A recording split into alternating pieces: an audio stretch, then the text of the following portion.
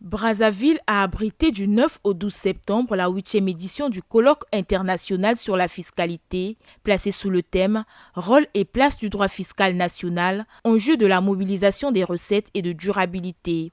Ce colloque, qui a réuni les universitaires, les conseillers et les experts fiscaux du secteur public et privé venus de 20 pays, a permis de réfléchir et de partager les expériences sur les enjeux de mobilisation des ressources fiscales des États africains.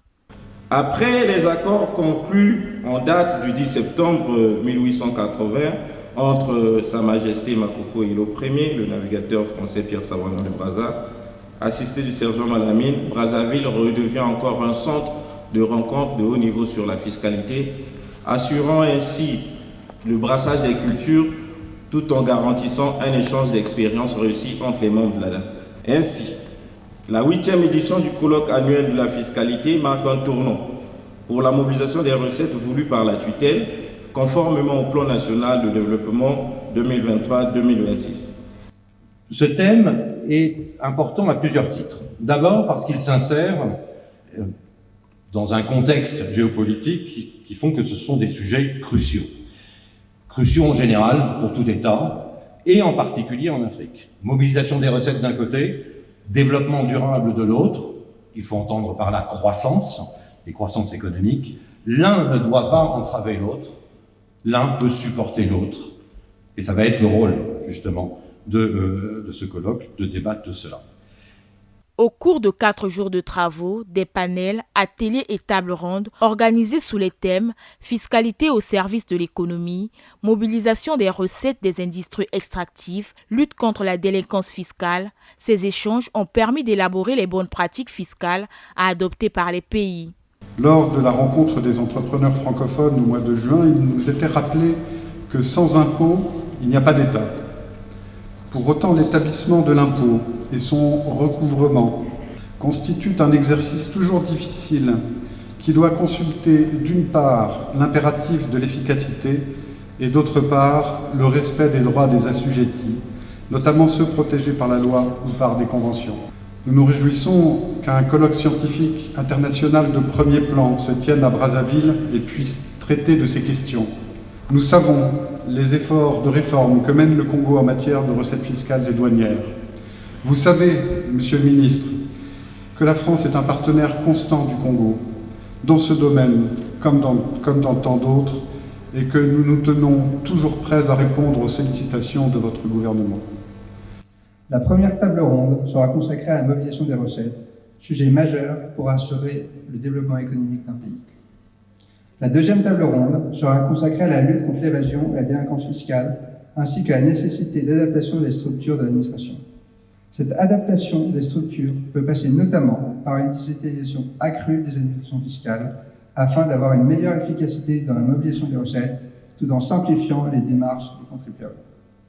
La troisième table ronde sera consacrée au développement durable et à l'exploitation des ressources vivantes. Le sujet de la fiscalité environnementale est un sujet d'actualité qui vise à la fois à permettre de préserver la biodiversité, mais peut être aussi source de nouvelles recettes fiscales sans que cela soit un poids supplémentaire pour le contribuable. Ce colloque s'inscrit dans la droite ligne des réformes déjà amorcées par le pays pour accroître les recettes fiscales et lutter contre la fraude fiscale. Ce que j'en ai retenu, c'est que sur la mobilisation des recettes des industries extractives, il faut élargir, il faut valoriser, mais il faut aussi préserver. Nous avons ensuite eu une table ronde sur la lutte contre l'évasion et la délinquance fiscale.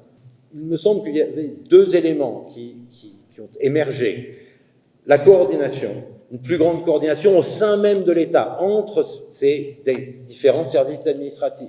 Renforcer les moyens et la connaissance de l'ensemble des agents. Et quand on dit moyens et connaissances, c'est ce souci constant d'adaptation, de formation, y compris à des nouveaux secteurs qu'il faut fiscaliser. Nos débats ont mis en lumière plusieurs enjeux essentiels.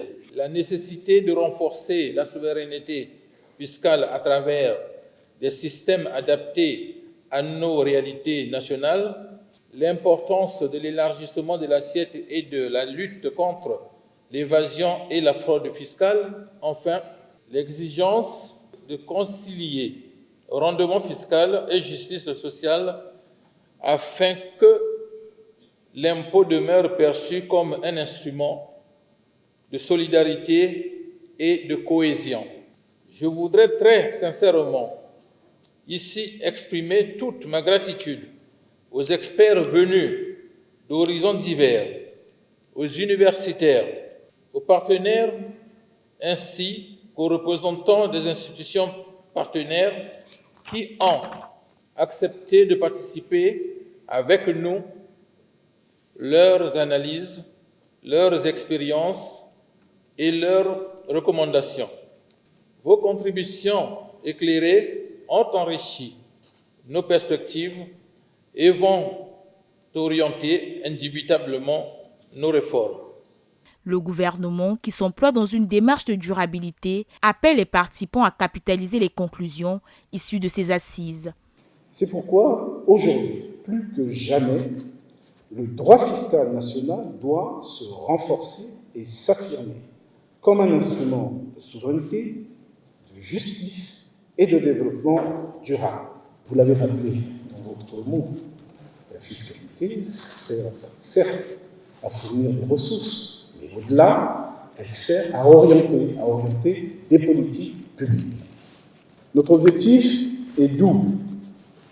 Améliorer la mobilisation des recettes issues des industries extractives par un cadre fiscal clair, prévisible et équitable.